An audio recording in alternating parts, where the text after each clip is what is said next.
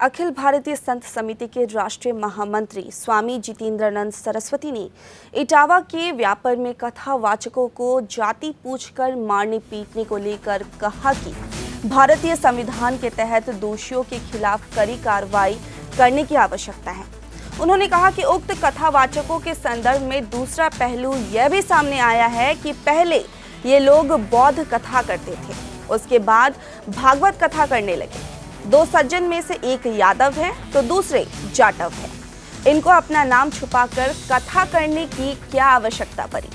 स्वामी जितेंद्रानंद ने कहा कि क्या इस देश में या हिंदू समाज में गैर ब्राह्मण कथावाचकों को स्वीकार नहीं किया।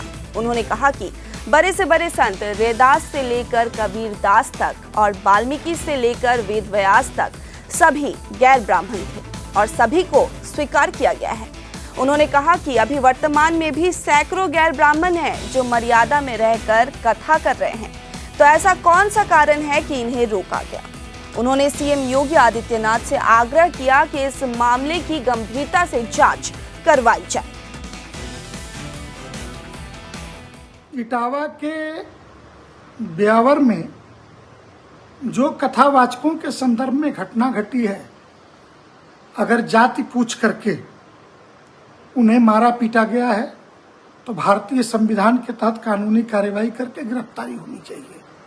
लेकिन इसका एक दूसरा पक्ष भी है कि कथा व्यवसाय के रूप में जिस प्रकार एक नया व्यवसाय फल फूल रहा है, पहले वो सज्जन बौद्ध कथा करते थे, बाद में भागवत की कथा करने लगे। एक दूसरे सज्जन, ये दोनों, एक यादव जी और एक जाटव, इनको अपना नाम छुपाने की क्या जरूरत थी।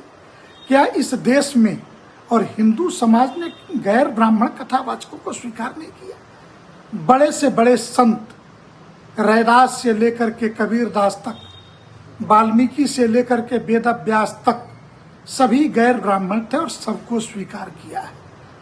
तो ऐसा क्या कारण है। वर्तमान में भी सैकड़ों कथावाचक हैं जो गैर ब्राह्मण हैं और वो कथा कर रहे हैं, मर्यादा में कथा कर रहे हैं। तो ये जो कथावाचक थे, ये मर्यादा विहीनता के कारण या षड्यंत्र के तहत, और ये कथा करने गए भी तो जिसने व्यक्ति ने बुलाया उसे पता नहीं था कि ये गैर ब्राह्मण है। तो निश्चित तौर से दोनों पक्ष उत्तर प्रदेश को किसी जातिगत षड्यंत्र की आग में झोंकने के लिए आमादा है। कौशाम्बी जिले की घटना जिसमें ब्राह्मण वर्सेज पाल हुआ और दोनों पक्षों में समाजवादी पार्टी खड़ी थी, उसी प्रकार इस कथा के प्रकरण में भी समाजवादी पार्टी का अचानक से सक्रिय हो जाना और कुछ सोशल मीडिया के इन्फ्लुएंसरों के द्वारा लगातार ट्वीट करना, यह दर्शाता है कि उत्तर प्रदेश के अगले विधानसभा चुनाव को ध्यान में रख करके यूपी में आग लगाने की इनकी तैयारी है। मैं श्रद्धेय मुख्यमंत्री योगी आदित्यनाथ जी से यह आग्रह करूंगा कि इस पूरे प्रकरण की गंभीरता से जांच करा करके किसी भी दोषी को, किसी भी आग लगाने वाले दंगाई को बख्शा न जाए, चाहे किसी भी पक्ष का हो, किसी भी जाति का।